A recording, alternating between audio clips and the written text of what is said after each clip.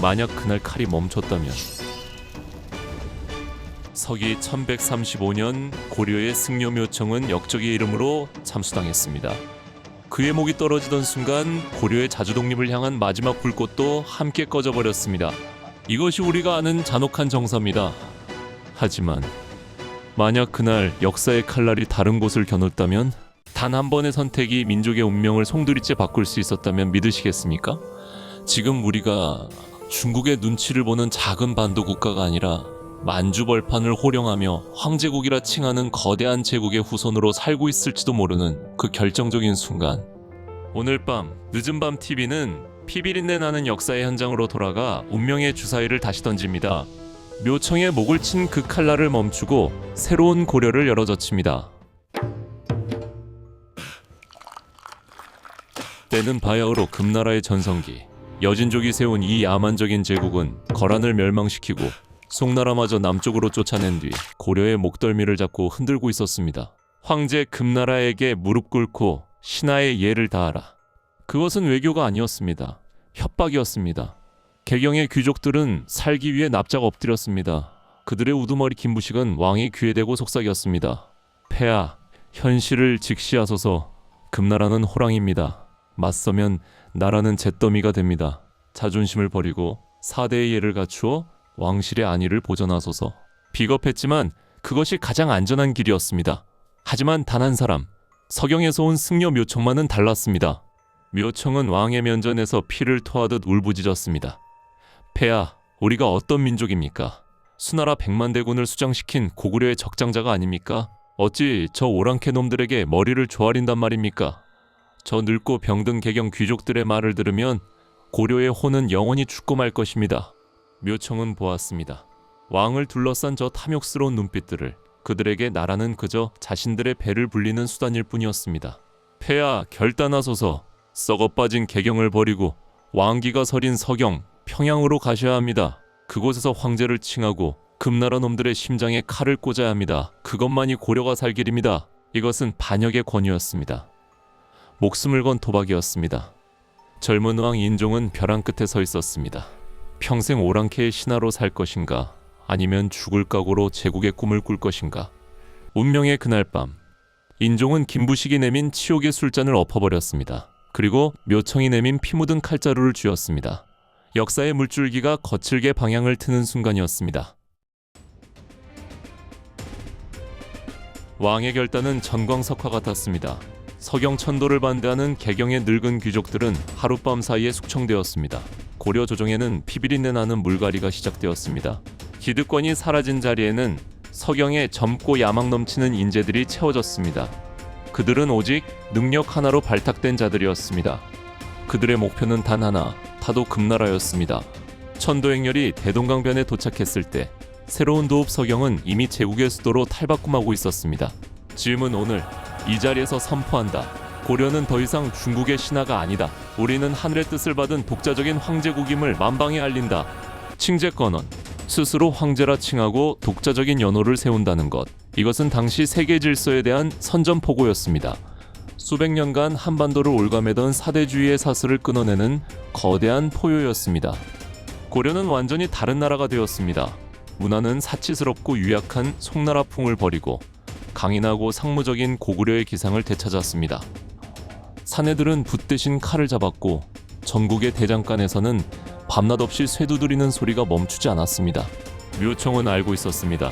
정신력만으로는 금나라의 철기병을 이길 수 없다는 것을. 그는 서경의 비밀기지에서 당대 최첨단 무기 개발을 지휘했습니다. 하늘을 뒤덮을 화살폭풍 신기전, 어떤 갑옷도 뚫어버리는 강력한 강로, 그리고 고구려 벽화에서 걸어나온 듯한 무적의 철갑기병대. 고려는 조용히 하지만 확실하게 발톱을 갈고 있었습니다. 금나라의 심장을 노리는 복수의 칼날을 말입니다. 감히 고려놈들이 황제를 참칭해? 내 친히 가서 그 오만한 싹을 잘라버리겠다. 격분한 금나라 황제는 친히 수십만 대군을 이끌고 남하를 시작했습니다. 대륙을 공포에 떨게 했던 금나라 최정예 철기병 군단이었습니다. 그들의 말발굽 소리는 천둥과 같았고 그 기세는 산을 집어삼킬 듯 했습니다.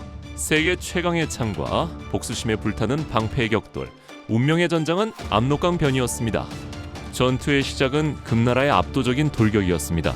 수만 명의 철기병이 지축을 울리며 고려군 진영으로 쇄도했습니다. 그 위압감에 고려의 신병들은 공포에 질려 뒷걸음질 쳤습니다. 그 순간 고려군 진영 중앙에 있던 묘청이 깃발을 높이 들었습니다. 쏘라! 놈들에게 지옥을 보여줘라! 난생 처음 듣는 굉음과 함께 하늘에서 불벼락이 쏟아졌습니다. 고려가 숨겨왔던 비밀병기 화양무기의 등장이었습니다. 금나라의 말들은 폭음에 놀라 날뛰었고 자랑하던 철기병의 대열은 순식간에 아수라장이 되었습니다. 지금이다. 고구려의 후예들이여 돌격하라. 적의 진영이 무너진 틈을 타 인종황제가 직접 이끄는 고려의 철갑기병대가 폭풍처럼 몰아쳤습니다. 그들은 인간이 아니었습니다. 강철로 된 괴물이었습니다. 금나라 병사들의 칼은 고려군의 갑옷을 뚫지 못했고 고려군의 철퇴는 적의 투구를 박살냈습니다. 압록강 물이 며칠 동안 붉게 물들 정도로 처절한 전투였습니다. 수많은 고려의 젊은이가 쓰러졌지만 그들은 물러서지 않았습니다. 그들의 등 뒤는 지켜야 할 제국이 있었기 때문입니다. 결국 무적으로 불리던 금나라의 불패 신화는 압록강변에서 처참하게 깨어지고 말았습니다.